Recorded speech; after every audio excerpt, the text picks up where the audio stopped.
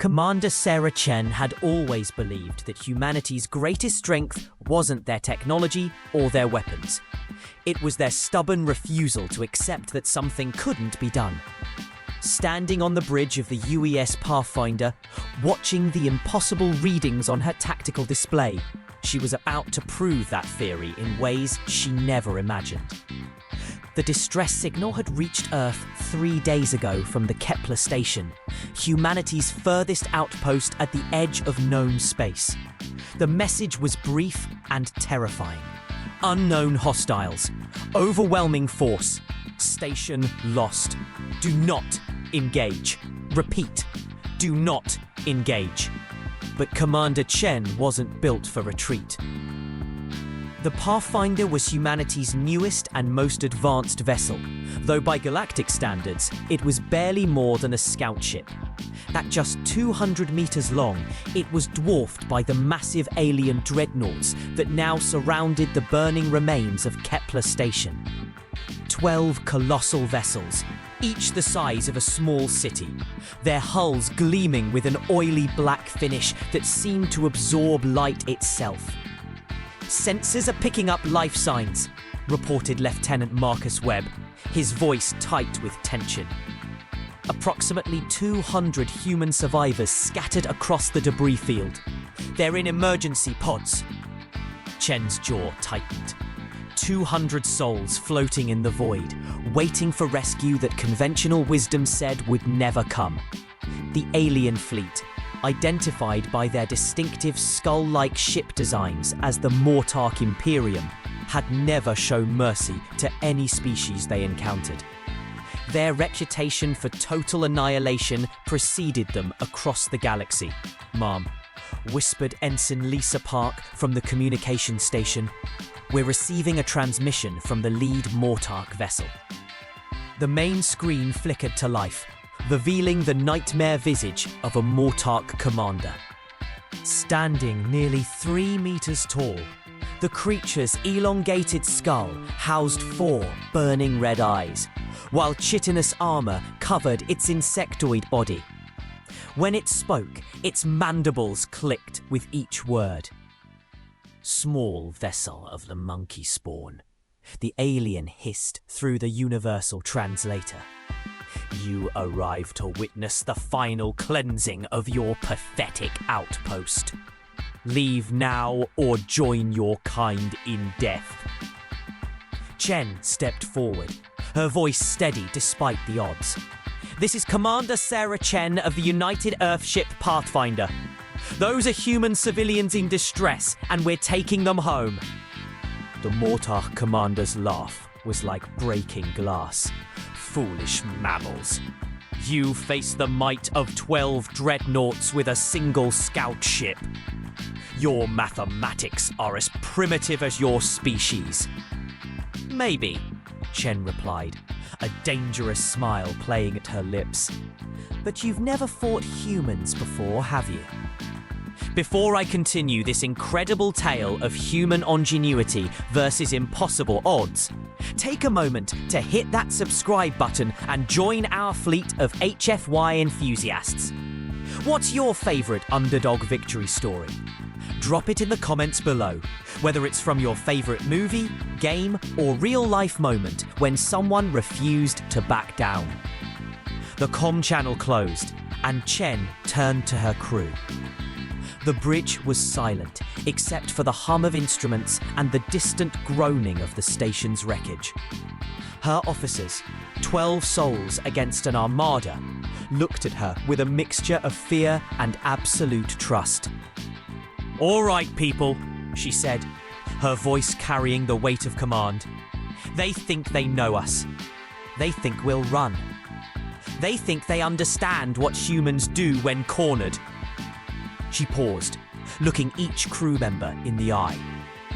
They're about to learn why that's the worst mistake they could make.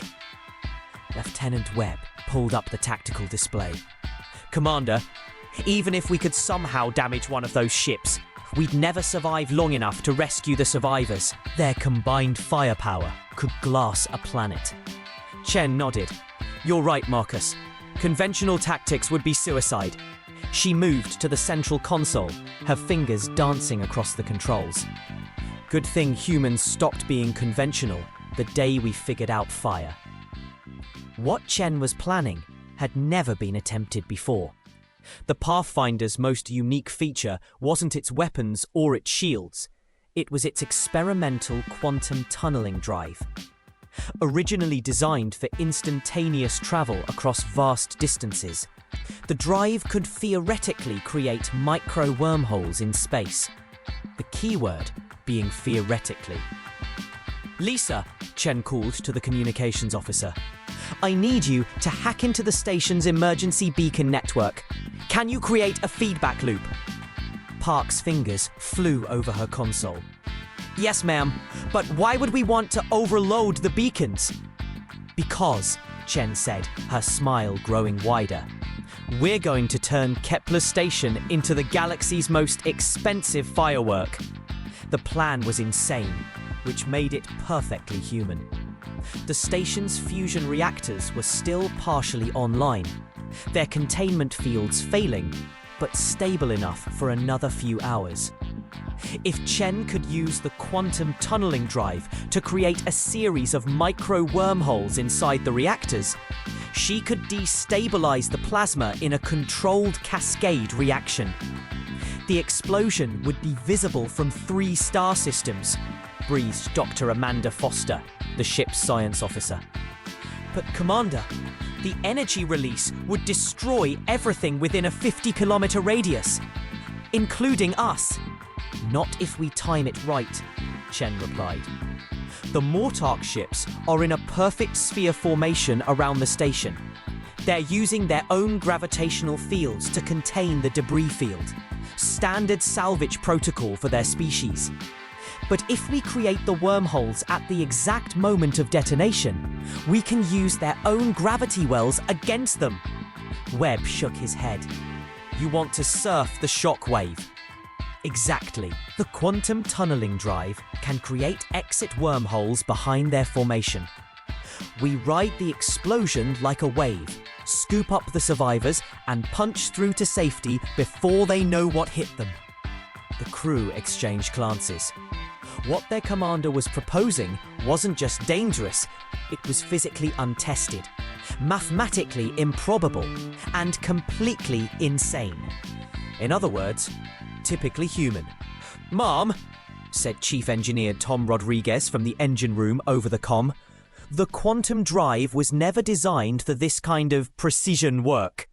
We'd need to calculate the exact gravitational fluctuations of 12 massive ships while accounting for the expanding debris field and the station's rotation. 1 decimal point off, and we either miss the wormhole entirely or materialize inside solid matter." Chen's voice carried absolute confidence. "Tom, how long have you been telling me that humans can't build engines as efficient as alien technology?"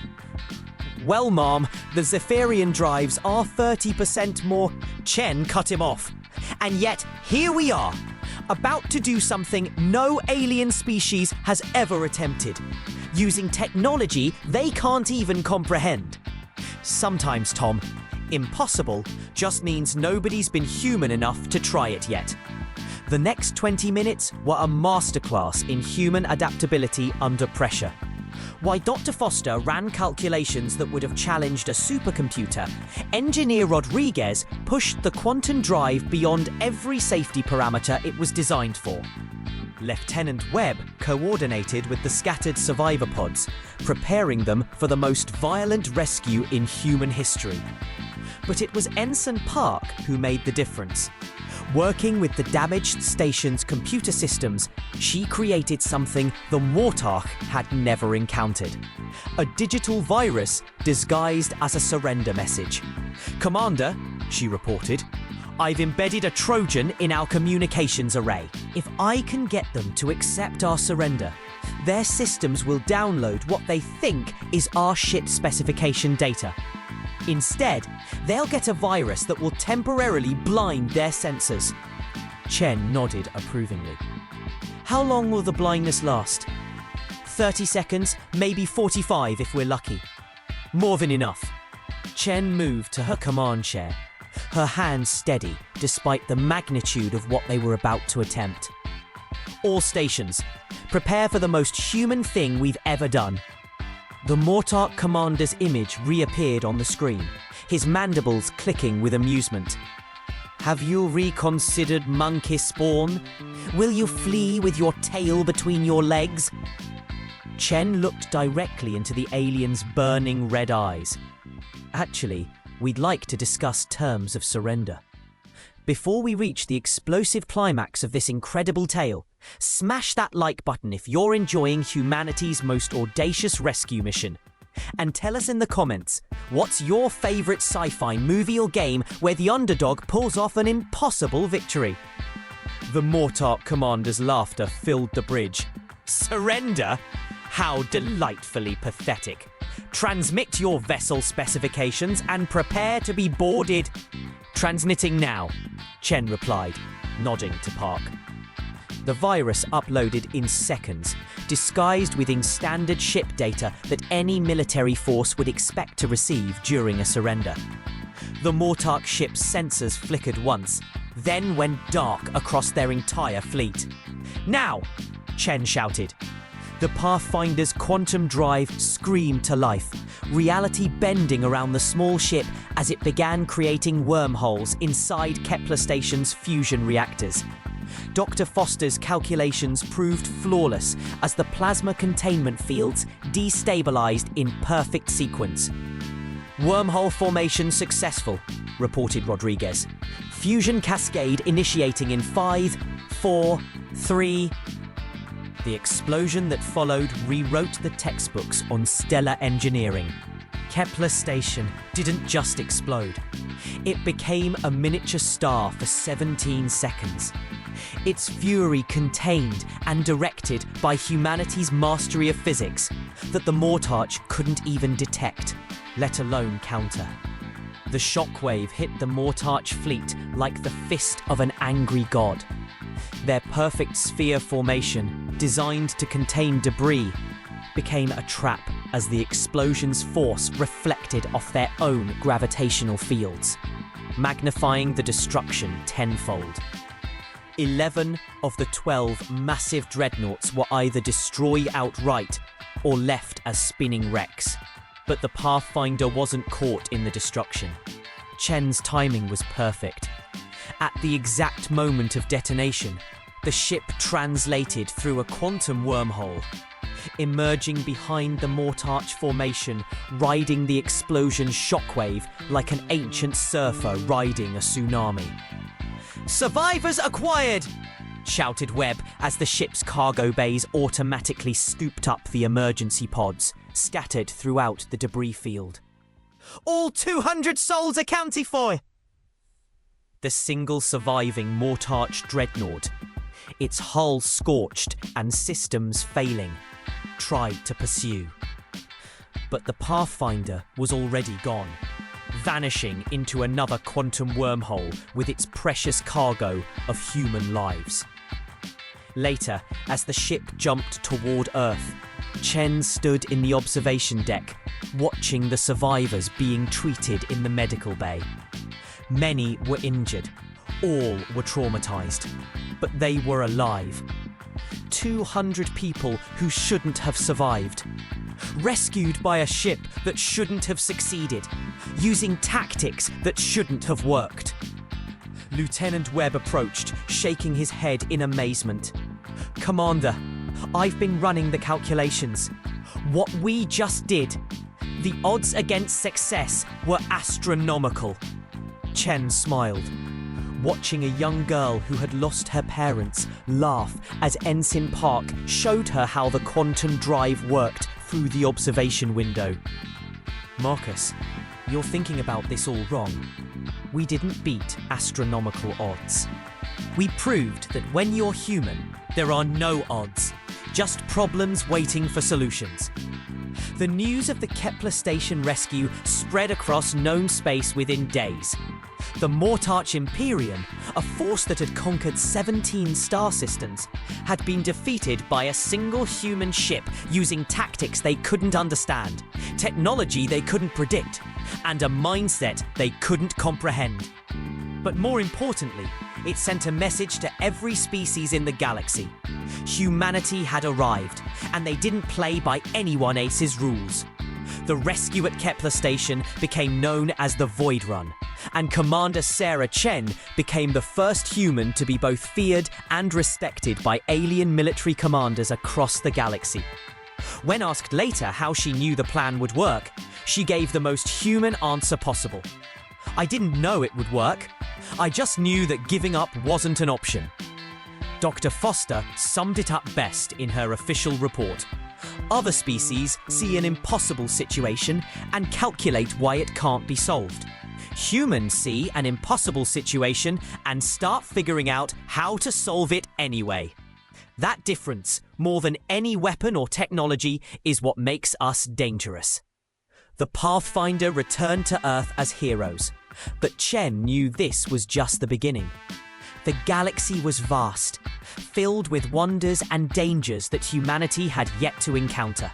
There would be other Kepler stations, other impossible rescues, other moments when being human made all the difference. As she stood on the bridge for the final time before her promotion to Admiral, Chen looked out at the stars and smiled. Somewhere out there, alien commanders were trying to figure out how to fight an enemy that didn't know when to quit. Good luck with that, she thought. After all, they had never fought humans before. That's a wrap on this incredible tale of human ingenuity triumphing over impossible odds. If this story of the Void Runners gave you chills, hit that subscribe button to join our fleet and never miss another epic HFY adventure. And before you go, drop a comment with your favourite underdog victory from any movie, game, book or real life. Let's celebrate those moments when someone refused to accept defeat. Until next time, this is Apex Fleet HFY, reminding you that in the vast darkness of space, humanity's greatest weapon isn't technology, it's the refusal to give up.